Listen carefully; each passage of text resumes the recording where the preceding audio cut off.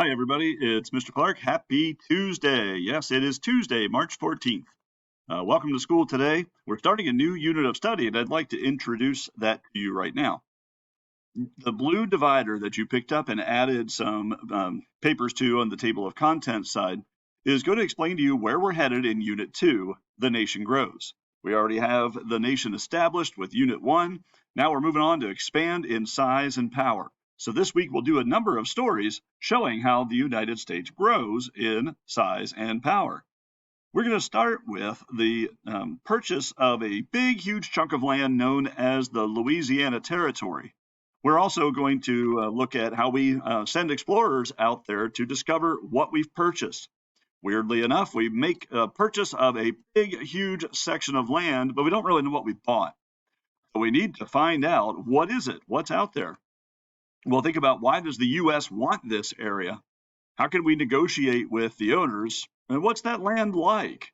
What wildlife or plant life exists out there? What human life exists out there? Who lives out there in the territory? What is it? Well, we've already had the 13 colonies, which have expanded into the original United States. That original U.S. ended at the Mississippi River right here. We've already spent some time with the Northwest Territory and how people are going to move out there and purchase 40-acre pieces of land, a quarter section. When Thomas Jefferson became president, he really wanted to expand the country. He's even secretly thinking about making that go the whole way out to the West Coast. Trouble is, we don't really know where that is or what is all about, what's going on out there. Sounds weird to us today in 2023 that we don't know what's out there west of the Mississippi River, but we really don't. But an opportunity is going to arise to purchase this big chunk of land, and boy, we want to go for that. Why does the U.S. want that big area? Well, in those days especially, land equaled power. The more land you have, the more powerful your country is, and we want to grow in size and power. We want to seek knowledge, just the discovery, knowledge of what's out there. We know there's a lot of things out there that we've never really seen before here in the East. No American has really ever gone west of the Mississippi River and come back alive. And so we want to know what's really out there. Definitely, we want access to that Mississippi River. Remember the dead donkey in the Whiskey Rebellion story? Well, if we don't have access to the Mississippi River, we can't transport our goods over the Appalachian Mountains because stuff is just too heavy and takes too long. We need that Mississippi River. We want to provide for the common defense. Wouldn't it be easier to defend the country if we have land the whole way out to the Rocky Mountains and maybe even out to the Pacific Ocean someday? So we're a two-ocean nation. So we want to expand the whole way out to the Pacific Ocean. We want to have all that territory, and it's easier to protect ourselves that way.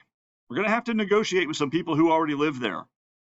This woman in this picture is Sacagawea. Yes, Sacagawea. You've probably been taught to pronounce that wrong. You've probably been taught to pronounce it Sacagawea or some other terrible mispronunciation. Her name really is Sacagawea. What's that land like? Well, that's what Lewis and Clark need to go out there and discover. Thomas Jefferson is going to hire his friend Meriwether Lewis. Yes, his first name was Meriwether. Who knows why? And Lewis will then hire his friend William Clark. Yes, a Clark. Yes. And they are going to go out and try to figure out what this land is like, but not just as tourists going out to say, oh, look how beautiful it is. They're actually going to go out there and in a scientific way, they're going to study the land, create maps, do research on the species of plants and animals, report that back to President Jefferson so we know what we have purchased. There's all kinds of rumors about what's out there. Rumors that there are woolly mammoths that still live out on in the territory. Rumors of tribes of Native Americans who stand over 7 feet tall. Rumors of places where boiling hot water just shoots up out of the ground on a very regular basis. Well, we want to know, is all that stuff really true? And so that's what Lewis and Clark and a whole bunch of other people they're going to take with them, called the Corps of Discovery, are going to be trying to find out. So what wildlife and plant life lives out there? Who lives there? These are some of the names of tribes who we kind of are familiar with, but we don't really know them. Part of Lewis and Clark's job is to make friends with those tribes. Would this be a great field trip? We can get on boats on the Missouri River and start rowing our way west from St. Louis way out, the whole way out to the Rocky Mountains. I would love to do this. I'd love to take you along with me. Well, we can't. To have to settle for just one trip, and it has to be close by. So that'll be Gettysburg coming up sometime in May. This picture is actually from a movie that was an IMAX, an IMAX movie that has the surround screen and sound, so you feel like you're right in the middle of the movie. That's where some of these pictures are taken from. So in the movie, this is Lewis, this is Clark. I'm not sure about the receding hairline on a Clark. You'll see a 15-star flag. We're moving our way west. Lewis and Clark spent the first winter of their journey in the winter of 1803 in some villages in North Dakota. And so, a screen grab from the movie shows their big, huge dog named, had a couple different names, but Seaman was one of them. And so they're living in tents like this. This is where they pick up Sacagawea and take her along with them because they'll need her later. At those Mandan villages in North Dakota, Lewis and Clark package up a whole bunch of material to send back to Thomas Jefferson, showing him what we have purchased. Lewis and Clark spend some time with a Mandan tribe who refer to Lewis and Clark as the pretty people. How's that? Probably Clark more pretty than Lewis. At one point, the exploration almost freezes to death. They get lost in some mountains known as the Bitterroot Mountains, today's border between Montana and Idaho.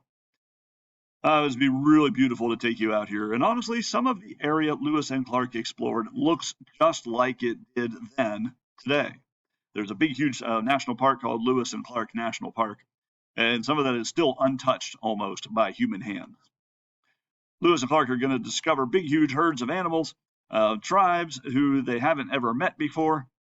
And that's what you're going to do, is you're going to learn some of the story about how we purchased Louisiana with this paper you picked up when you came in, the Corps of Discovery background.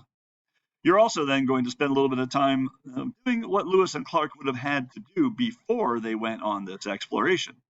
They have to think about the geography. They have to think about the climate, think about the plant and human life. How are they going to study this? How are they going to report it back to President Jefferson? And do that in a scientific way, not just as tourists who went out to see a nice trip. Well, today you'll kind of work through some of these things, learning how we acquire Louisiana, and then how are we going to prepare for a trip of, 2 years or more, where you can't take everything you're going to need for 2 years with you. You're going to have to do this strategically. And so that's what our assignment is for the next little bit, learning some about the Lewis and Clark exploration. I'll see you all tomorrow.